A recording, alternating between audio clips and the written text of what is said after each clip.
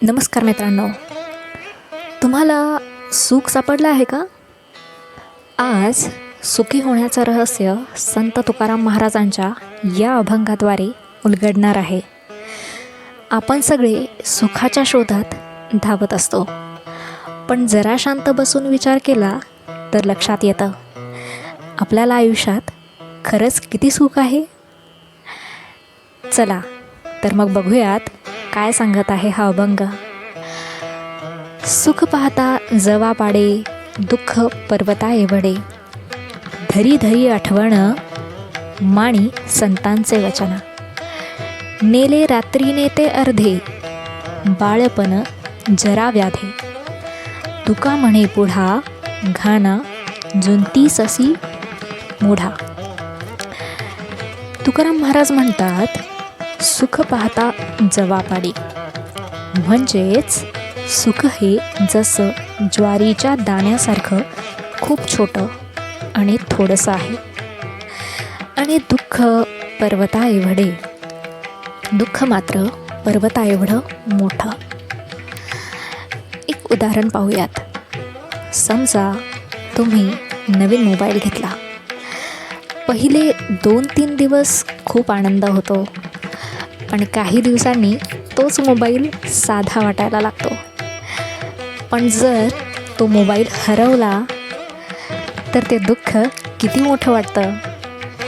हेच तुकाराम महाराज सांगतात. सुख टिकत नाही, पण दुःख मनात खोल बसतं.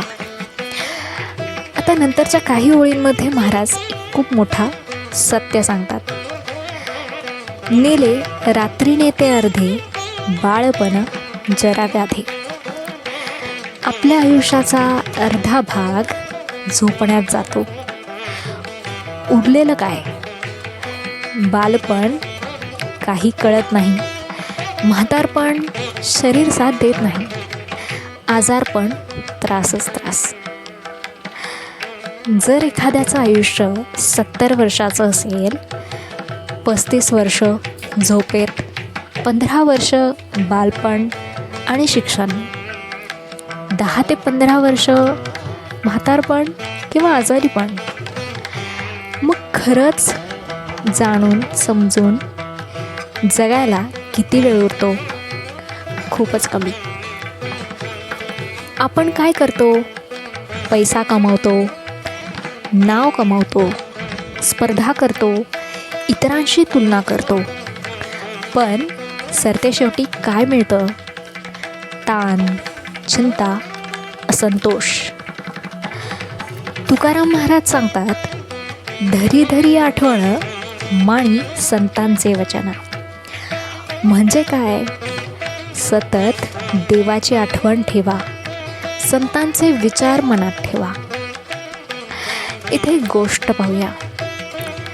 एक माणूस खूप श्रीमंत होता, पण तो कायम दुःखी असायचा. एक दिवस त्याने एका संताला विचारलं, माझ्याकडे सगळं आहे, पण मन शांत नाही. संत म्हणाले, तू बाहेर सगळं शोधतो आहेस, पण आनंद तर आतच आहे. त्या माणसाने रोज 10 मिनिटे शांत बसून नामस्मरण सुरू केलं. काही दिवसात त्याला जाणवलं, आनंद बाहेर नाही, आपल्या मनातच आहे. शेवटच्या ओळीत महाराज खूप तीव्र उदाहरण देतात. तुका म्हणे पुढा, घाना जुंती जसी मुढा. घाण्याचा बैल काय करतो?